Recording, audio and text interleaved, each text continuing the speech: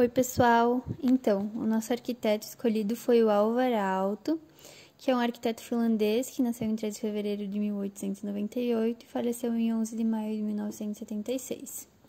Ele foi casado com a Aino Maria Aalto, que também é finlandesa e também era uma arquiteta. Inclusive, eles trabalhavam juntos no escritório. E, embora eles fizessem os projetos juntos, só ele que assinava, mas é importante ressaltar que ela teve participação na maioria dos projetos dele. Aqui a gente trouxe uma frase dele que a gente achou bem importante, que diz: tornar mais humana a arquitetura significa fazer uma arquitetura melhor e alcançar um funcionalismo muito mais amplo do que puramente técnico. Então a gente interpreta essa frase a partir de que muitas vezes as pessoas projetam mesmo os detalhes, sem pensar como aquilo afeta a vida das pessoas, apenas com a função estética, seguindo tendências, mas para o Aalto, a arquitetura deve ser pensada para as pessoas, mesmo o detalhe com função estética deve ser pensado com uma função humana. Isso acaba gerando uma arquitetura com um verdadeiro significado e propósito. E as obras dele têm um alto grau de detalhamento, muito elaborado e que busca englobar e fazer parte do entorno. Embora sejam bem diferentes em questões de uso e forma, suas obras seguem um padrão geral entre si, que são elementos que a gente identificou e elencou no slide, que seriam as formas da natureza, uma busca por iluminação natural, uso de materiais regionais e a escala humana. Como exemplo de formas da natureza, a gente trouxe primeiro a Vila Mayra, que é uma casa de campo construída para ser uma casa experimental.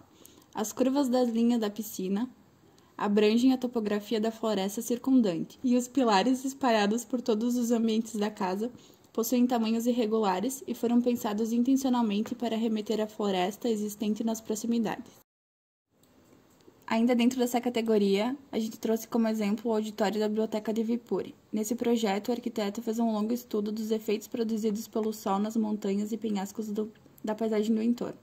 Alvar Aalto foi um dos poucos arquitetos do período moderno que tentou trazer algo novo para resolver a acústica de uma nova maneira. O forro do auditório é totalmente livre de rigidez da academia, formando curvas irracionais que deslizam através do espaço. A forma de cada uma das curvas foi calculada para que o som chegasse perfeitamente ao ouvido humano. Aqui a gente traz como exemplo de projeto a igreja de Riola, na Itália, onde a volumetria foi pensada para ser despretensiosa e se camuflava em torno. Ela é inspirada em 3 montanhas que circundam o local. No interior da igreja, a sequência de pórticos parecem emoldurar o altar e as prateleiras de luz na cobertura enfocam o sentimento de estar na presença divina. No Instituto de Tecnologia de Massachusetts, a especialização do dormitório Baker remete a uma cobra curva. Essa forma permitiu que projetasse uma ampla variedade de 22 formatos de quarto por andar. O arquiteto queria que todos os quartos tivessem vista para o rio Charles, portanto, propôs ampliar os quartos na extremidade oeste e transformá-los em grandes quartos duplos e triplos que recebessem luz do norte e do oeste. Um outro elemento muito evidente nos projetos de Alvar Aalto é a busca pela iluminação natural. As janelas que o arquiteto projetou para a Vila Mayra são salientes e direcionadas para trazer a luz do sol para o interior da residência. Já na outra imagem, que é o projeto da igreja de Riola, ele faz essas grandes aberturas que iluminam o local. No projeto da Biblioteca Viipuri, em Viborgo, na Rússia, ele buscou trazer a iluminação natural para dentro da biblioteca de forma indireta através de claraboias na cobertura. Elas formam um elemento muito marcante devido à sua forma e sequência, além de iluminar o ambiente. Essa preocupação em trazer a luz natural para o interior da edificação é possível perceber também no projeto do edifício na Universidade da Finlândia, onde foi utilizada claraboias no corredor e escadaria do prédio. Olhando de dentro dos ambientes para esse corredor, tem-se a sensação de que ele é aberto, ou seja, de que não tem uma superfície, um telhado, uma cobertura em cima dele. Bom, então como a gente já tinha dito antes, as obras do Alvar têm a característica de trazer materiais regionais. Aqui, por exemplo, a gente tem os tijolinhos aparentes, que são muito comuns nas construções por lá. Isso já retorna também àquela característica que a gente falou antes, de buscar por formas da natureza. Por mais que os tijolinhos não sejam feitos pela mãe natureza, eles fazem parte daquilo que é natural por lá, do local, da sua paisagem. E ainda sobre os materiais regionais, ele buscava usar as madeiras comuns por lá, para não fugir daquilo que ele acreditava a respeito da arquitetura ter um propósito mais humano. Eu acho que ter como base o lugar do projeto para desenvolver o projeto é fundamental, por exemplo, porque a gente precisa ficar atento para não querer colocar algo que não tem nada a ver com o ambiente. Se a gente faz isso, a arquitetura se torna algo puramente técnico e sem um significado real. Aqui nas imagens da Vila Mayra, por exemplo, os pilares que estão no entorno da escada e na própria casa, eles remetem àquilo orgânico que ele buscava trazer de fora para dentro das suas construções.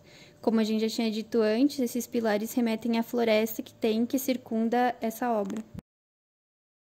O materialismo das obras do arquiteto apresenta particularidades em cada uma de suas obras.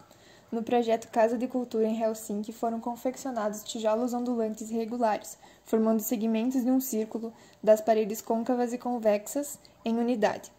Além disso, os cantos dos tijolos foram arredondados, auxiliando na montagem e prevenção de possíveis fraturas na parede.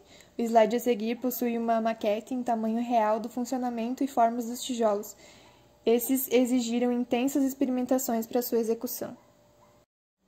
Outro detalhe são as esquadrias de suas obras. Elas possuem uma característica muito marcante, porque elas destoam do bloco edificado, realçando o que é a abertura do que são as paredes. Além disso, o efeito visual de perspectiva que se tem é de que o ambiente externo está integrado ao interior por meio desses grandes planos de vidros. O último elemento que a gente vai trazer, então, dos projetos do Álvaro Aalto seria o elemento de escala humana, onde a gente pode ver aqui no sanatório de Paimio, que é um sanatório para pacientes com tuberculose existente na Finlândia, e uma das características mais marcantes do projeto é a escala humana. Isso porque, nesse projeto em específico, o arquiteto projetou a partir do bem-estar dos pacientes e dos usuários. Aqui a gente citou uma frase dele, que explica como foi a concepção do projeto e os objetivos do projeto, né? Que a primeira coisa que descobri foi que as habitações, de modo geral, eram projetadas para pessoas na posição vertical e não para as que passam os dias estendidas na cama.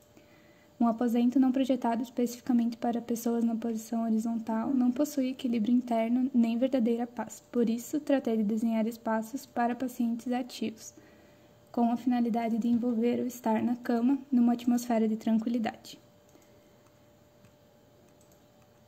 Nessa imagem, é possível ver outros elementos que já foram trazidos, como a iluminação natural, materiais regionais, etc. E dá para perceber a preocupação com o bem-estar do usuário desde a fase de projeto até a finalização da obra. E nesse caso específico, a gente também traz o Álvaro Aalto enquanto design. As cadeiras da imagem são projeto dele, e elas estão aqui, que seria a cadeira Paimio, e foi um projeto de design que o arquiteto fez depois da execução da obra de sanatório que existe lá na Finlândia. Nesse projeto, ele aplicou a técnica de madeira laminada colada para evitar o uso de parafusos e pregos que diminuem a durabilidade da cadeira. Uma das preocupações dele com esse projeto era o bem-estar dos pacientes.